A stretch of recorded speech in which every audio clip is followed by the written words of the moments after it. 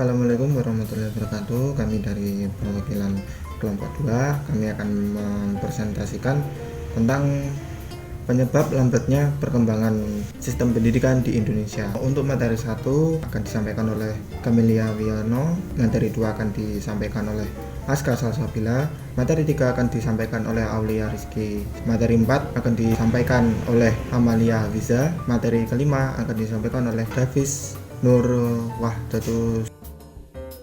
Saya, Camelia Wiono, akan menjelaskan perbedaan sistem pendidikan di Indonesia dan di Finlandia. Nah, tapi aku cuma sebutin 5 aja ya. Yang pertama, di Finlandia, anak-anak baru boleh bersekolah saat umur mereka sudah menginjak 7 tahun, guys.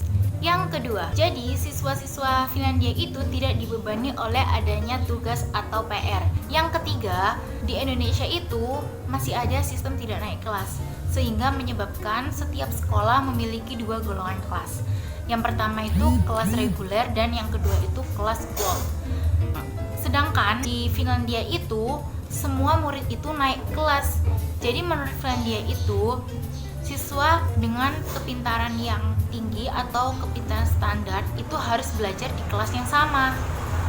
Yang keempat, di Finlandia itu sekolah itu didanai oleh negara alias gratis dari pendidikan dasar sampai perguruan tinggi.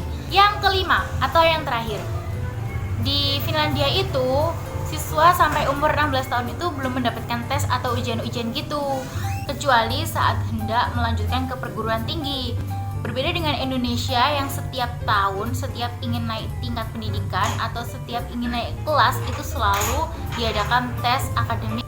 Itu tadi merupakan perbedaan-perbedaan yang bisa saya sampaikan tentang sistem pendidikan Indonesia dengan Finlandia. Mahalnya biaya pendidikan di Indonesia.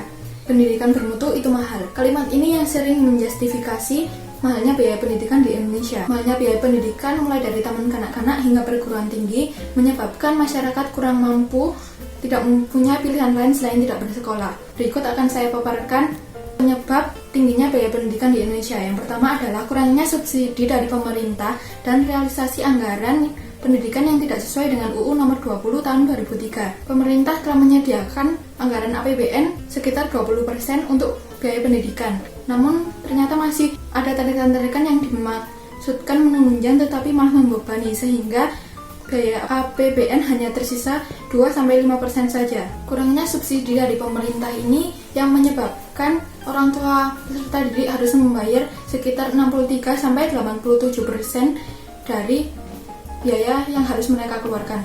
Penyebab yang kedua adalah komersialisasi pendidikan. Untuk mendapatkan lingkungan kerja yang terbaik, tentu harus menciptakan lingkungan kerja yang baik pula. Ini tentu mengisyaratkan kebutuhan anggaran pendidikan Indonesia yang tinggi juga. Lalu penyebab yang terakhir adalah kesejahteraan guru. Kesejahteraan guru perlu diperhatikan oleh pemerintah guna meningkatkan kualitas pendidikan terbaik. Sebab bila kesejahteraan guru terpenuhi, kompetisi di antara guru terjadi, dan dampak positifnya adalah setiap guru akan bekerja secara optimal dalam memberikan pendidikan yang terbaik bagi para peserta didik. Lalu yang berikutnya saya akan memaparkan dampak mahalnya pendidikan di Indonesia.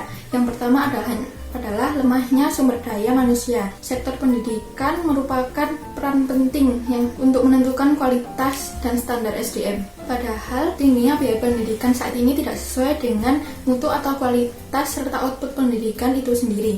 Bisa dilihat dari banyaknya pengangguran terdidik yang ada di Indonesia. Lalu dampak yang kedua adalah lemahnya taraf ekonomi masyarakat. Pendidikan memegang peran terpenting dalam penyediaan tenaga kerja. Tenaga kerja ini harus menjadi dasar untuk perencanaan pendidikan karena penata ekonomi membutuhkan tenaga kerja terdidik dan terlatih. Lalu dampak yang terakhir adalah kurangnya kesadaran masyarakat akan kesehatan. Semakin tinggi pendidikan, akan semakin tinggi pula kesadaran akan kesehatan itu sendiri. Pada jenjang pendidikan tinggi, peran pendidikan sangat sentral dalam menghasilkan output-output yang akan berkontribusi untuk mentransformasikan pengetahuan pada masyarakat dalam meningkatkan kesadaran akan pentingnya kesehatan bagi kesejahteraan bangsa Indonesia. Sekian adalah faktor dan dampak dari mahalnya pendidikan di Indonesia.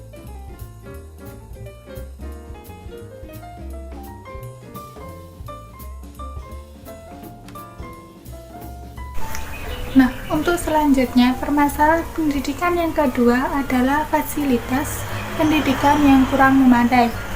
Banyak sekolah terpencil yang bangunannya hampir roboh, bahkan tidak layak untuk kegiatan proses belajar mengajar. Seperti kamar ini, mereka menggunakan anyaman bambu yang rusak untuk pembatas antar kelasnya. Ada juga sekolah di salah satu daerah di Indonesia, mereka tidak menggunakan meja dan kursi.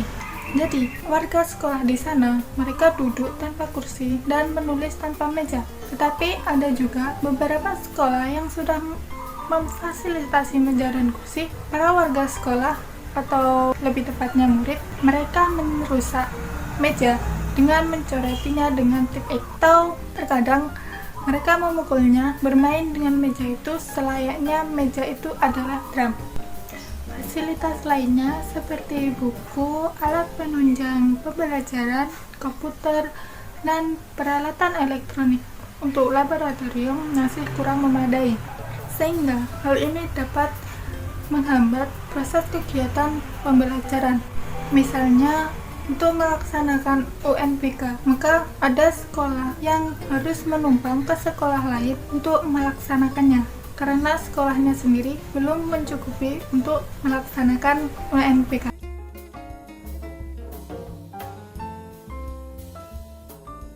Di Indonesia terdapat sekolah-sekolah yang memiliki guru yang berkualitas. Namun, ada juga sekolah yang memiliki tenaga pendidik yang kurang telat. Hal ini mengakibatkan kurangnya kualitas pendidikan di sekolah itu. Patut disepakati, persoalan rendahnya kualitas pendidikan di Indonesia tidak bisa dijawab dengan cara mengubah kurikulum atau bahkan mengganti menteri. Hal ini hanya bisa dijawab dengan kualitas tenaga pendidik. Guru yang profesional, guru yang berkualitas ialah jaminannya. Di sisi lain, seorang guru dalam menjalankan tugasnya harus memiliki standar kompetensi yang mencakup kompetensi pedagogik, kepribadian, sosial, dan profesional. Kita masih ingat penerapan sekolah 5 hari yang menimbulkan polemik. Bahkan penerapan kurikulum 2013 yang terpaksa dibatalkan akibat guru yang belum paham betul. Banyak guru yang bingung sehingga pembelajaran tidak berjalan optimal. Maka upaya meningkatkan kualitas guru sebagai pelaksana kurikulum di kelas sangatlah penting. Sebaik apapun kurikulum yang ada, tidak bisa berjalan baik tanpa didukung kualitas guru. Persoalan guru memang tidak sederhana, namun jangan pula dinyatakan terlalu kompleks. Kualitas guru dapat diraih apabila kompetensi keguruan dapat dioptimalkan. Kompetensi guru prinsip dasarnya adalah memetakan faktor-faktor yang menyebabkan tidak kompetennya guru dalam mendidik. Setidaknya ada 4 hal yang diduga menjadi penyebab rendahnya kompetensi guru. Pertama, ketidaksesuaian disiplin ilmu dengan bidang ajar. Kedua, kualitas guru yang belum setara sarjana. Ketiga, rekrutmen guru yang tidak efektif. Keempat, program PKB guru yang masih rendah. Itulah hal yang diduga menjadi penyebab rendahnya kompetensi guru. Upaya memajukan generasi bangsa melalui pendidikan tidak dapat lagi dibangun melalui diskusi tentang teori-teori untuk memajukan pendidikan. Terlalu banyak perdebatan tentang kurikulum yang efektif. Namun, kita terlalu sedikit bertindak untuk membenahi kualitas dan kompetensi guru dalam mendidik. Guru akan sulit menerima perubahan jika kompetensinya masih rendah. Pendidikan akan semakin rumit ke depan apabila kualitas tenaga pendidik memang lemah. Maka, kompetensi harus segera ditingkatkan.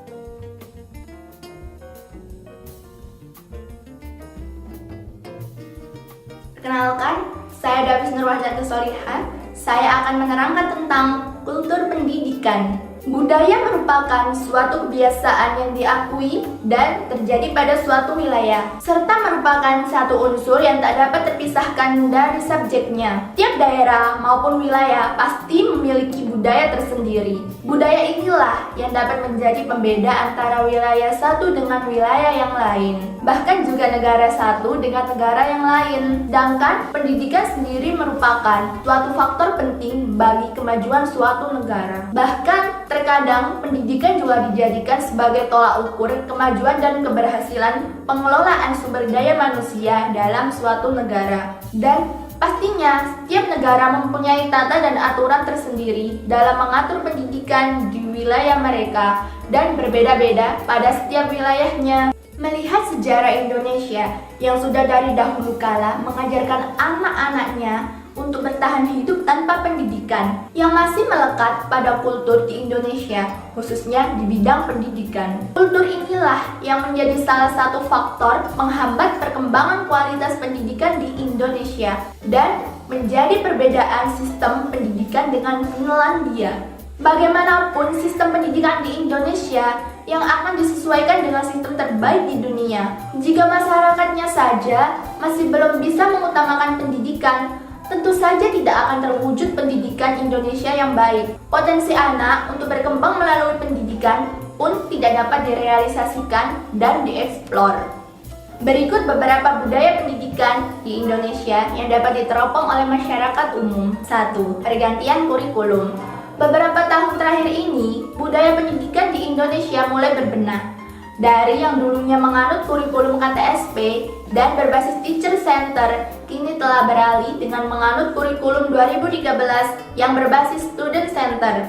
Yang kedua, full day school. Full day school adalah sistem kegiatan belajar mengajar yang dirancangkan oleh Kemendikbud RI pada tahun 2017 silam. Dari sisi artinya, full day school adalah sekolah 1 hari penuh. Pemerintah mengeluarkan peraturan full day school dengan tujuan agar nantinya pelajar mempunyai waktu weekend yang lebih lama dengan keluarga.